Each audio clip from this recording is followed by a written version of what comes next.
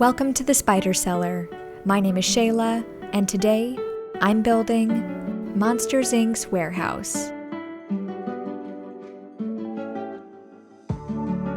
I'll start by creating a 3-dimensional background and adhering balsa strips to an 8x10 wooden board. After carefully measuring out the placement of strips, I'm dividing the background into sections and creating a bit of depth, with the main purpose of filling each space with several rows of very, very tiny doors.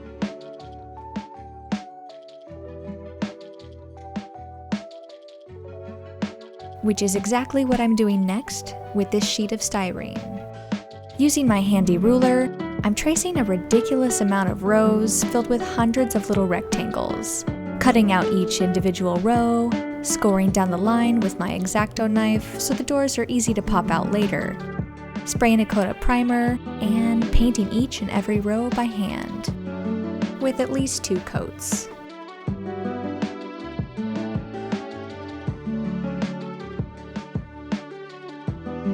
As you can imagine, very time-consuming, but the results were great.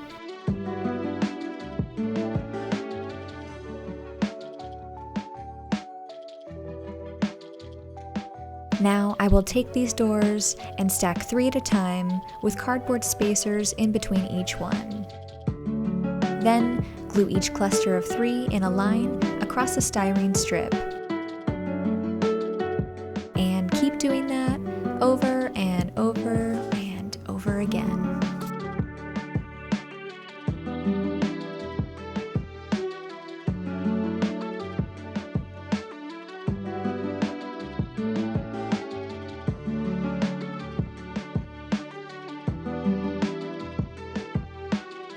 And finally, it's time to fill up the now painted backdrop.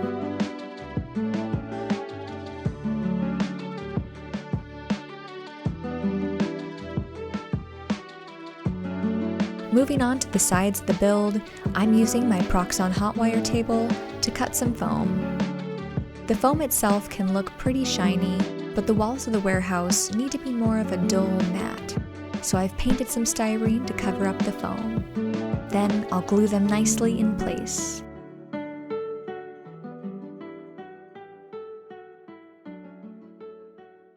But you may be wondering, where's the actual diorama here? We have the background and the sides, but where's the action? Well, I'm getting to that. And part of getting there is building the structural components that keep the warehouse system functioning as it should. Which is why I'm prioritizing this crane-like assembly line system, placed on each side of the building and made to keep the larger warehouse rails and doors tethered and moving.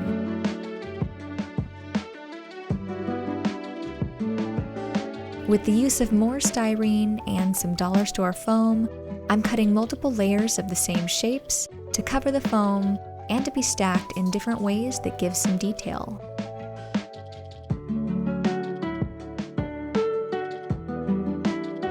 Using this bright, cartoony yellow, I'm coating the already primed styrene. This color matches the actual scene in the movie quite well, and it's a great way to draw attention to all the riveting action playing out as Sully, Mike, and Boo attempt to rescue Boo's door before the evil Randall Boggs gets there first. Here I'm applying a bit of brown wash in the corners to add even more of that cartoon feel and to make all the details stand out.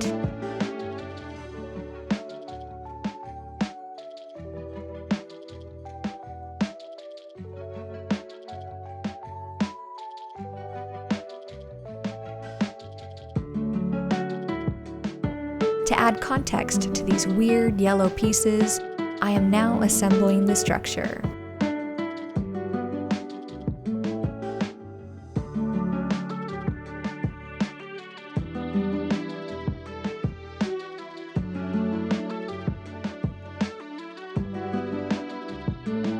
At first, I thought I could just hot glue these to the sides of the diorama and call it good, but that was a fail. So I ripped all the hot glue off and used a mini pin vise to gently screw some 2mm holes into each contact point. Using 2mm metal rods that I cut down to size, I'm applying just a dab of CA glue and fixing each rod into the holes that I drilled, and carefully matching each rod sticking out of the yellow structure into the warehouse walls.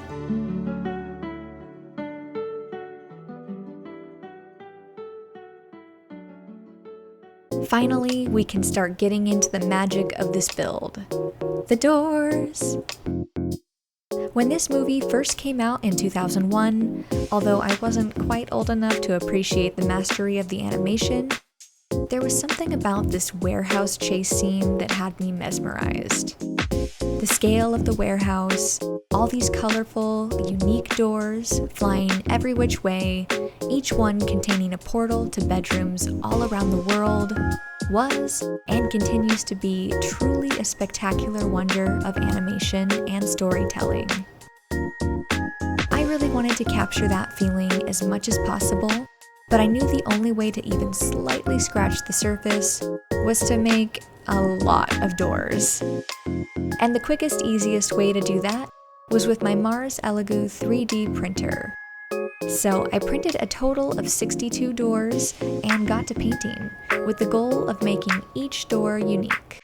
But the most unique of all the doors, obviously, belongs to Boo. This iconic white door with a pink aura and a splash of 70s style flower power is well recognized by anyone who's seen this film. Boo's door is also probably the most important part of the plot.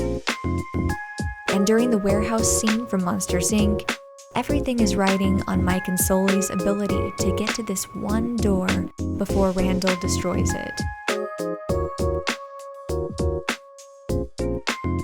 Because reaching this door is the only way to get Boo home safely before Mr. Waternoose can kidnap 1,000 children before he lets this company die.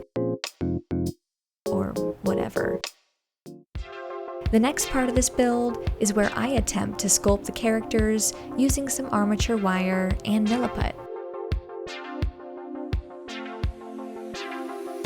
The original plan was to 3D print everyone, but since my Blender skills are still barely rudimentary, I decided to just try to sculpt by hand and live with the results. I mean, I've sculpted things before, but usually just mini props, tree trunks, and in my last video, a horse creature's head. But never have I successfully sculpted a whole figure before. Although I probably don't have the right tools or technique for this, I'm a big fan of just trying. And in the end, I didn't hate how Sully turned out at all. After the milliput cured and all the little details cemented, I got right to painting.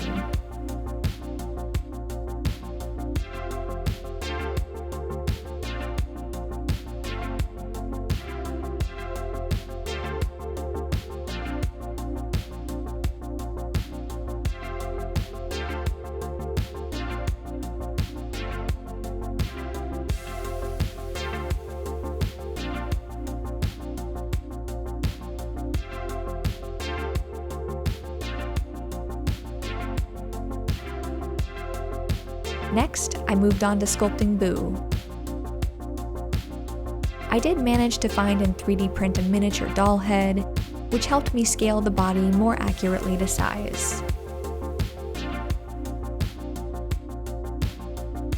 In this scene, Boo is disguised as a child monster, so I'm doing my best to replicate her totally believable monster costume.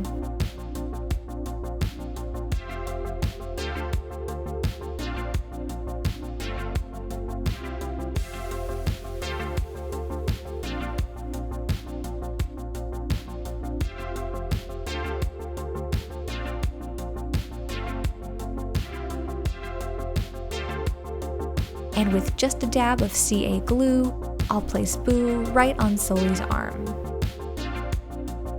I had a lot of fun with Mike Wazowski. Luckily, I found a 3D print, which made his character a bit easier to bring to life. There was no way I was free-handing the eye, so I decided to make a water slide decal instead. It took me 3 tries to get the decal to stick, but once successfully adhered, I was able to attach Mike to the door, along with Sully and Boo. I was also able to 3D print Randall and immediately chopped him in half using my mini Dremel. You'll see why in just a moment, after I give him some coats of paint.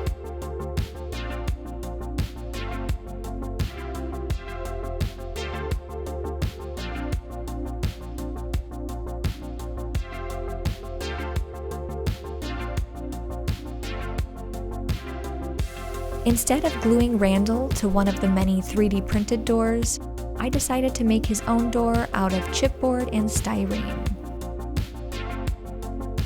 By creating a slight optical illusion of a door opening inward, I can show Randall with his menacing grin about to leap out of the door and catch the others by surprise.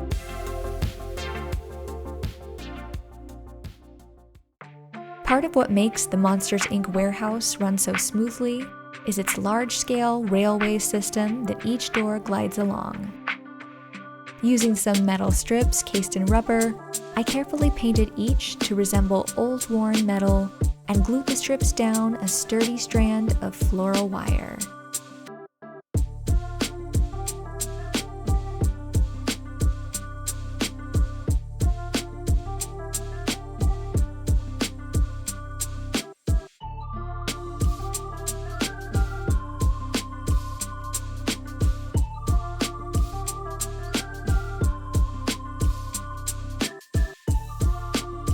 I then did the same thing to the other side, sandwiching the wire to resemble rails.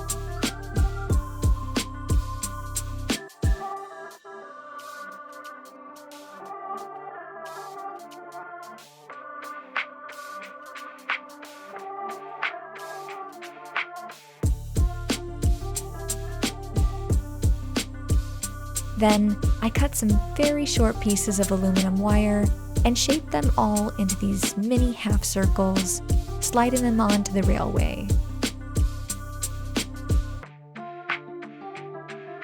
Each of these wire hoops will be individually paired with a door, and if I want my doors to hang securely in place, which I do, I have to make sure each hoop is locked in and unmovable.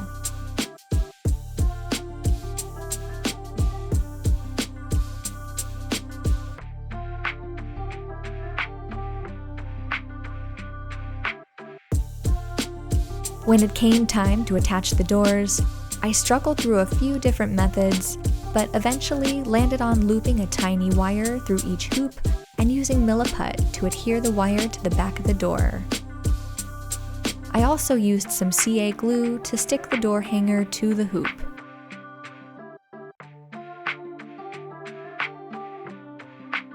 With about 12 to 13 doors per railway, I designated which rails contain doors facing left and doors facing right, to appear to be moving in that direction. Attaching the door with Mike, Sully, and Boo had me pretty nervous due to its weight, but I ended up making it work. To attach all 5 railways to the structure, I added some aluminum wire to the ends of the rails and just wrapped them around the yellow rods.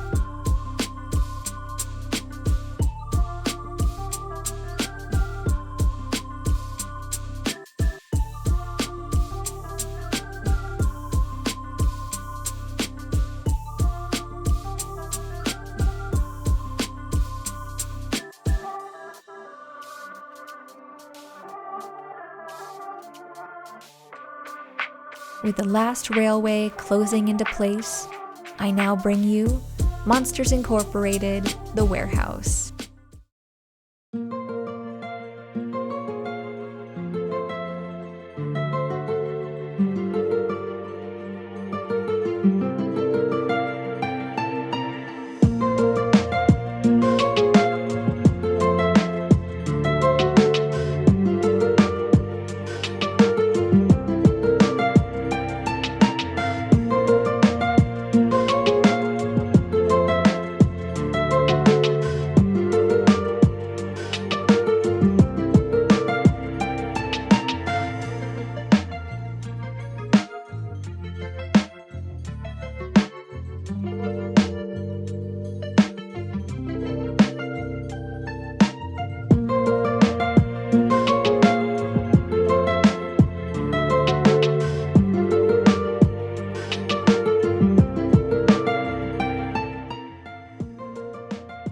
Thanks so much for watching.